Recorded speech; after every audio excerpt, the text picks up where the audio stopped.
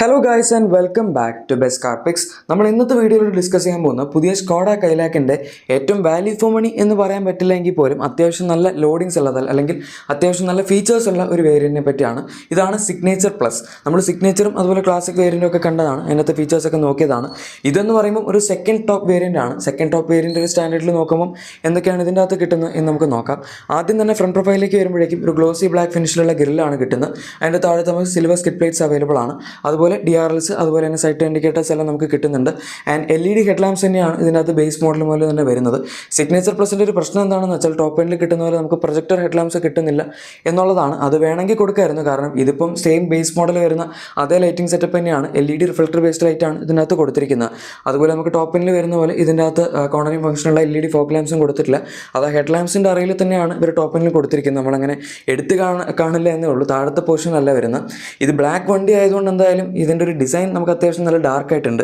ഇതിൻ്റെ ഈ സിൽവർ വീൽസും അതുപോലെ ബ്ലാക്ക് ബോഡി എല്ലാം കൂടെ വരുമ്പോൾ കാണാൻ അത്യാവശ്യം രസമുണ്ട്. പിന്നെ ഇതിൻ്റെ അകത്ത് ഈ കളർ നമുക്ക് സ്റ്റാൻഡേർഡ് ആയിട്ട് കിട്ടുന്നുണ്ട്. നിങ്ങൾക്ക് കിട്ടാത്തത് ആകെപ്പാടെ ഡീപ് ബ്ലൂ ആണ്, ലാവ ബ്ലൂ ആണ്. അത് വേണമെങ്കിൽ അഡീഷണൽ പൈസ കൊടുത്ത് എടുക്കേണ്ടി വരും, ഓപ്ഷണൽ കളറാണ്. ഇനി സൈഡ് പ്രൊഫൈലിലേക്ക് നോക്കുകയാണെങ്കിൽ നമുക്ക് ഇതിൻ്റെ അകത്ത് ഈ ഒരു വേരിയൻറ്റ് മുതലാണ് ഡോർ ഹാൻഡിൽസിൽ ക്രോം സ്ട്രിപ്പ് വന്ന് തുടങ്ങുന്നത്. പിന്നെ ORVMസിൻ്റെ ഡിസൈൻ എല്ലാം സെയിം ആണ്, സൈഡ് ഇൻഡിക്കേറ്റേഴ്സ് ഒക്കെ അതിലുണ്ട്. ആൻഡ് നമുക്ക് ഇലക്ട്രിക്കലി അഡ്ജസ്റ്റബിൾ ആൻഡ് ഫോൾഡബിൾ ആയിട്ടുള്ള ORVMs ആണ് ഈ വേരിയൻറ്റിൽ കിട്ടുന്നത്. ആൻഡ് അതിലൊരു സംഭവം എന്താണെന്ന് വെച്ച് കഴിഞ്ഞാൽ നമ്മൾ അൺലോക്ക് ചെയ്യുമ്പോഴും ലോക്ക് ചെയ്യുമ്പോഴെല്ലാം ORVMസും അതിനനുസരിച്ച് ക്ലോസും ഓപ്പണും ഒക്കെ തന്നെ ആയിക്കോളും. നമ്മളായിട്ട് വേറൊന്നും അകത്തുനിന്ന് ചെയ്യേണ്ട ആവശ്യമില്ല. പിന്നെ ഇതിനകത്ത് നോക്കുകയാണെങ്കിൽ നമുക്ക് റൂഫ് റെയിൽസ് കാണാം, അതുപോലെ ഷാർക്ക് ഫിൻ ആൻറ്റിന കാണാം. ഇതൊക്കെ ഈ ഒരു വേരിയൻറ്റിലാണ് കിട്ടുന്നത്. റൂഫ് റെയിൽസ് ബേസ് മോഡൽ പോലെ ഉണ്ടെങ്കിലും ഷാർക്ക് ഫിൻ ആൻറ്റിന ഇല്ല.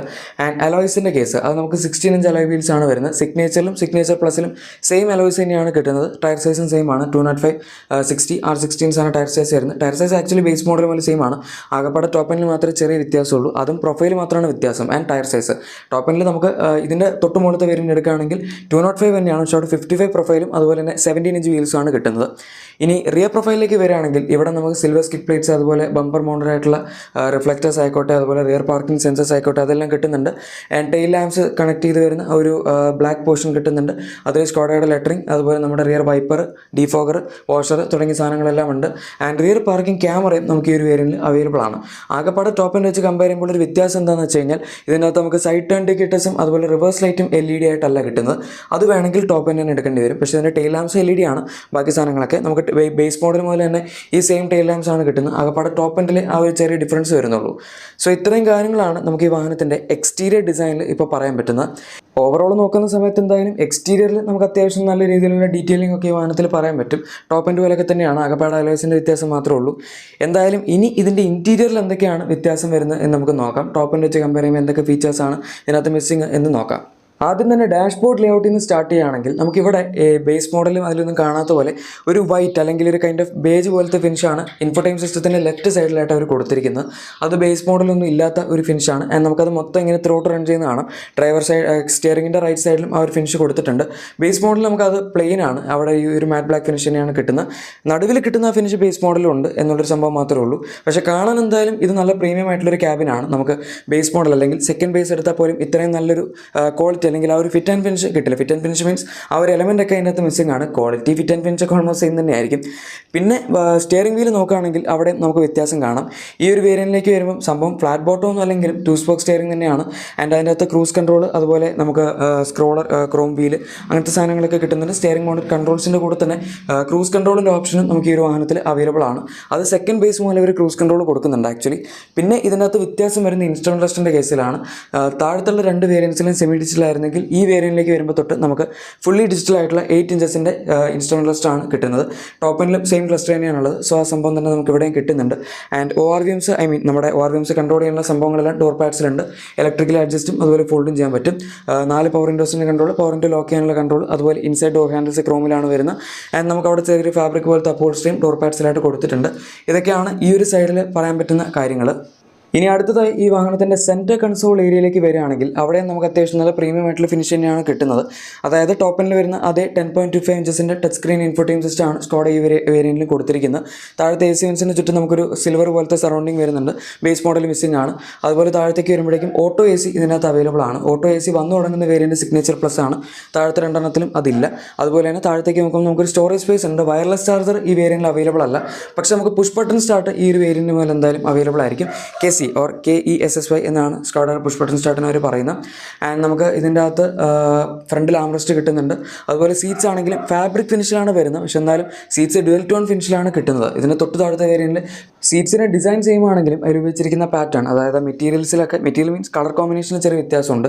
ഇതിൻ്റെ ടോപ്പിലേക്ക് വരുമ്പോഴേക്കും നമുക്ക് മാനുവൽ ലൈൻ ആയിട്ട് ARVMs അവൈലബിൾ ആണ്, അത് സ്റ്റാൻഡേർഡ് ആയിട്ട് കൊടുത്തിട്ടുണ്ട്. അതുപോലെ ക്യാബിൻ ലാമ്പ് നമുക്ക് ഇതിൻ്റെ മുകളിലായിട്ട് അവൈലബിൾ ആണ്. ആക്ച്വലി സ്കോഡ എല്ലാ വേരിയൻസിലും ഈ ഒരു സെറ്റപ്പ് മുകളിൽ കാണുന്ന സംഭവം സ്റ്റാൻഡേർഡ് ആയിട്ട് തന്നെയാണ് കൊടുത്തിരിക്കുന്നത്. സീറ്റ്സ് അഗൈൻ നിങ്ങൾക്ക് കാണാം ഫാബ്രിക് ഫിനിഷ് തന്നെയാണ് വരുന്നത്. ഇതിൻ്റെ ഒരു പ്രത്യേകത എന്താണെന്ന് വെച്ചാൽ നമുക്ക് ബാക്കിലും റീഡിംഗ് ലാംപ്സ് അവൈലബിൾ ആണ്, ഫ്രണ്ടിൽ വരുന്ന പോലെ തന്നെ. അത് ബാക്കി താഴത്തെ വേരിയൻസിലൊന്നും ഇല്ല. ആൻഡ് നമുക്ക് ബാക്കിലേക്ക് വരുമ്പോഴേക്കും 3 അഡ്ജസ്റ്റബിൾ ഹെഡ് റെസ്റ്റുകൾ, 3 പോയിന്റ് സീറ്റ് ബെൽറ്റ്സ് എല്ലാം ബേസ് മോഡൽ മുതലുണ്ട്. ഇതിനകത്ത് അഡീഷണൽ ആയിട്ട് കിട്ടുന്നത് റിയർ ആംറസ്റ്റ് ആണ്. അത് നമുക്ക് ബേസ് മോഡൽ ഇല്ലാത്ത ഒരു സംവിധാനമാണ്. ഫ്രണ്ടിൽ ആംറസ്റ്റ് ഉണ്ട്, അതുകൊണ്ട് തന്നെ നമുക്ക് ബാക്കിലേക്കുള്ള AC വെന്റിൻ്റെ സപ്ലൈയും അവിടെ നിന്ന് തന്നെ അവർ കൊടുത്തിട്ടുണ്ട്. ഇതിൻ്റെ തൊട്ട് താഴത്തെ വേരിയൻറ്റ് സിഗ്നേച്ചറിൽ നമുക്ക് റിയർ AC വെന്റ് ഉണ്ട്, പക്ഷേ ക്ലാസിക് വേരിയൻറ്റിൽ നമുക്ക് റിയർ AC വെന്റിൻ്റെ ഓപ്ഷനൊന്നും ഇവർ കൊടുത്തിട്ടില്ല. സോ ഇത്രയും കാര്യങ്ങളാണ് ഈ വാഹനത്തിൻ്റെ ഇൻറ്റീരിയറിൽ നമുക്ക് പറയാൻ പറ്റുന്നത്. ഇതിൻ്റെ ടോപ്പ് എൻഡ് എടുക്കുകയാണെങ്കിൽ അഡീഷണൽ ഫീച്ചേഴ്സ് വരുന്നത് അവർ അഡ്വർടൈസ് ചെയ്യുന്ന പ്രീമിയം ഫീച്ചേഴ്സാണ്. അതായത് വെന്റിലേറ്റഡ് സീറ്റ്സ് ആയിക്കോട്ടെ, ഇലക്ട്രിക് സൺറൂഫ് ആയിക്കോട്ടെ, അതുപോലെ electrically adjustable seats, wireless charger, അങ്ങനത്തെ സാധനങ്ങളൊക്കെ. ഇതൊന്നും നമുക്ക് ഈ ഒരു വേരിയൻറ്റിൽ അവൈലബിൾ അല്ല. എനിക്ക് തോന്നുന്നു അവർക്ക് വേണമെങ്കിൽ സൺറൂഫ് ഈ ഒരു വേരിയൻറ്റിൽ ഓപ്ഷണലായിട്ട് കൊടുക്കാമായിരുന്നു എന്ന്. കാരണം കൂടുതൽ ആൾക്കാർക്കും ആവശ്യമുള്ളൊരു ഫീച്ചർ, അല്ലെങ്കിൽ കിട്ടിയാൽ കൊള്ളാമെന്ന് ആഗ്രഹമുള്ളൊരു ഫീച്ചർ അതാണ്. അത് ചെയ്തിരുന്നെങ്കിൽ ചിലപ്പോൾ ഇത്രയും കൂടെ സെയിൽസ് ബൂസ്റ്റ് ചെയ്യാൻ പറ്റുമായിരുന്നു. ഇതിപ്പോൾ സൺറൂഫ് വേണമെങ്കിൽ ആൾക്കാർ ഏറ്റവും ടോപ്പ് എൻഡ് എടുക്കണം, അത് അത്യാവശ്യം എക്സ്പെൻസീവ് ആണ്. ഇനി സേഫ്റ്റി ഫീച്ചേഴ്സ് എടുക്കുകയാണെങ്കിൽ ഇതിൻ്റെ അകത്ത് എല്ലാ സംഭവങ്ങളും ഉണ്ട്. 6 air bags, ESP, traction control, hill hold assist ഒക്കെ നമുക്ക് ഇതിൻ്റെ ഇവിടെ മുതലാണ് ഹിൽ ഹോൾഡ് അസിസ്റ്റ് സ്റ്റാർട്ട് ചെയ്യുന്നത്. പിന്നെ ടയർ പ്രഷർ മോണിറ്ററിംഗ് സിസ്റ്റം തുടങ്ങിയ സാധനങ്ങളെല്ലാം കൊടുത്തിട്ടുണ്ട്. പക്ഷേ ഏറ്റവും ഇമ്പോർട്ടൻ്റ് ആയിട്ടുള്ള സംഭവം ഇതിൻ്റെ അകത്ത് കിട്ടുന്ന എഞ്ചിനാണ്. നമുക്ക് ഇതിൻ്റെ അകത്ത് 1 ലിറ്റർ TSI എന്ന് പറയുന്ന turbo stratified injection direct injection petrol എഞ്ചിനാണ് കിട്ടുന്നത്. 115 PS പവർ, അതുപോലെ 178 Nm ടോർക്കാണ് വരുന്നത്. ഈ ഒരു പ്രൈസ് പോയിന്റ് നോക്കുകയാണെങ്കിൽ അത്യാവശ്യം നല്ല എഞ്ചിനാണ്. പക്ഷേ ഈ ഒരു പ്രൈസ് പോയിന്റിലേക്ക് വരുമ്പോഴേക്കും ബാക്കി കമ്പനികളുടെയും GDI എഞ്ചിൻസ് നമുക്ക് കിട്ടിത്തുടങ്ങും. അതാണ് വേറൊരു പ്രശ്നം. ബാക്കി താഴത്തെ 2 വേരിയൻസിൽ ആ ഒരു സംഭവം ഇല്ലായിരുന്നു. കാരണം എല്ലാവരുടെയും ഒന്നെങ്കിൽ 1.2 തന്നെ ആയിരിക്കും, അല്ലെങ്കിൽ 1.2 GDI എഞ്ചിൻ അല്ലാത്ത MPFI ടർബോ എഞ്ചിൻ ആയിരിക്കും വരുന്നത്.